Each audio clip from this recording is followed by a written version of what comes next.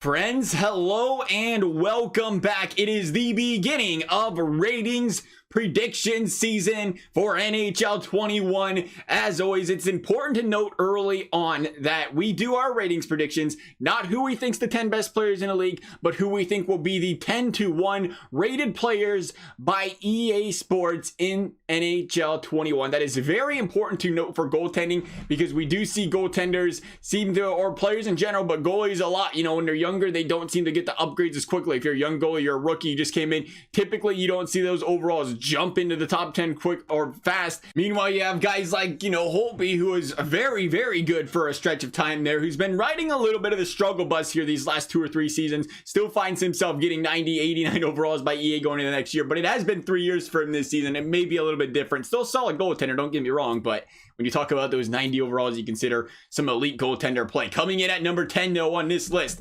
is Pekka Rinne. Pekka, after having 2 elite seasons, didn't get to play a full slate this season, and it's possible age is starting to catch up to one of the best goaltenders of our generation, as we did see a bit of a regression. Being that Pekka was only an 88 going into NHL 20, it's fair to assume he might see a bit of a downgrade here, and we're going to say for that reason an 87 overall for Pekka Rinne. Number 9 is Frederik Andersen. Freddie continues to be a massive piece to the success of the Toronto Maple Leafs, with Freddie getting an 88 overall in NHL 20 and seeing his goals against average rise, his save percentage fall a little bit this season. It's possible we see him, same story as Pekka here, see a little bit of a downgrade, and for that reason we're going to say Freddie hits the 87 overall this season. Still a stellar goalie though. Number 8 is Jordan Binnington. After the wild story that was the St. Louis Blues season last season, that was headed by elite play out of Jordan Binnington last season, the question was, could he maintain that? We knew going into last season his overall wasn't going to do justice for how great he played because he only played half the season. We had to see more proof. We had to see him go out there and prove time and time again for a full season he could do exactly what he did do, and it wasn't exactly like last season. I mean, you can't though. You can't play like the Blues did that second half last. It was just phenomenal. To do that all season would have been impressive. Nonetheless though, Binner did go out there and have a very good season this season. A solid .912 save percentage, 2.56 goals against average, and I think that's gonna be good enough to see him get the respect we expect from this season. 88 overall. Number 7 is John Gibson. Gibson has been a phenomenal goalie for the Ducks over the course of his career, building a career .918 save percentage, 2.53 goals against to go with it. Unfortunately for him, a .904 save percentage and a 3.0 flat goals against average he recorded this past season was not one of his best seasons, but one bad season has been proven time in and time again by EA, as we mentioned earlier, to not completely be, punishable, to be like, you're out of here, one bad season, no top 10 for you.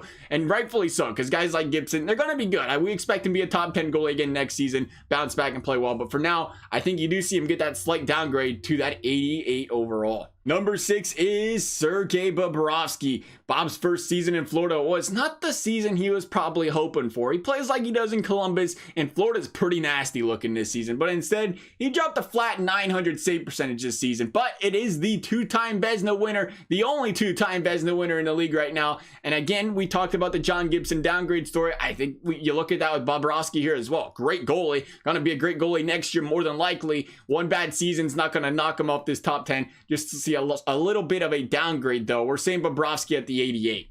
Coming in at number 5 is Connor Hellebuyck. Hellebuyck is the odds-on favorite to win the Vezina this season, and for the second time in 3 seasons will likely find himself in the top 2 voting for the Vezina this season. Coming off a second straight season leading the league in saves, Connor's been nothing short of amazing, stopping as much as he can. We're going to give him that 90 overall. Number 4 is Ben Bishop. Bishop has been nothing short of spectacular since coming to Dallas. He leads all goalies who have partaken in a full-time starting goaltender job in the past 3 years combined, with a .921 save percentage, and is only behind Tuukka Rask in goals against average. All I can say is it's surprising we don't hear more about how well Ben Bishop's been playing. We're hitting with that 90 overall. Number 3 is Tuukka Rask. Personally, I could be wrong, but I believe Tuukka just went into a whole nother gear once playoffs started last season, and he's carried that pure dominance into this season with him as well, leading the league with a 2.12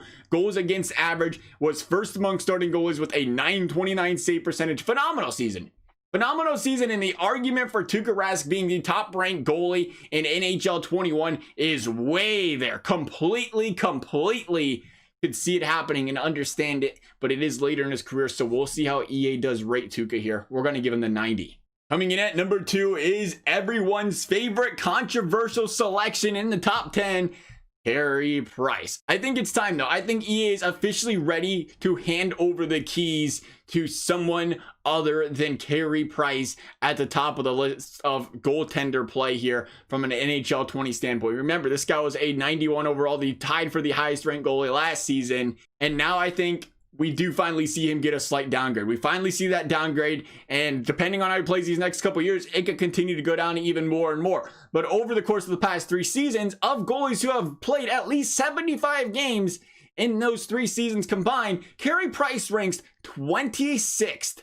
26th in the league in save percentage at .913. I know how controversial of a name Carey Price has been over the years. I understand the team that he's had around him, but when you say 26th, you say save percentage, you talk about teams around it. It was 25 other goalies that played better. I'm sure those other goalies in that predicament. Point blank, Carey Price is still a phenomenal goalie in this league. He just hasn't been that carry the team Carey Price that he once was, and I think it's about time we see that reflected in his overall, and he drops down to that 90 overall this season. Could easily be 4th on the list. We put him at 2 because I think that's where EA ends up putting him, but it almost feels kind of like the McDavid-Crosby thing here, right? They had McDavid and Crosby for a year. They had the same overall. Then the next year, Crosby got 1 overall point lower, and then it's been wherever EA goes from there. Can see that same path taken here for Carey Price. We're going to hit him with the 90 overall. Number 1 is Andrei Vasilevskiy. The only 2 goalies with a better save percentage over the course of the past 3 seasons than Vasilevskiy is Anton Khudobin and Ben Bishop, both of which have 40 less games played and 100 less games played than Vasi respectively. Vasi has been an absolute workforce for these Tampa Bay Lightning, and he's done an outstanding job while being one. With Vasi expected to be a top 5 finalist for the Vezina again this season and already being the highest rated goalie in the game, we can expect that to be repeated again next season. No downgrade in the future here for Vasilevskiy, meaning we're hitting with the 91, we're hitting with the top spot. That concludes our top 10. Again, would love to hear you guys' thoughts, your predictions. As always, if you enjoyed the video, a big thumbs up and subscribe is appreciated and required. Thank you guys for watching. We'll see you next time.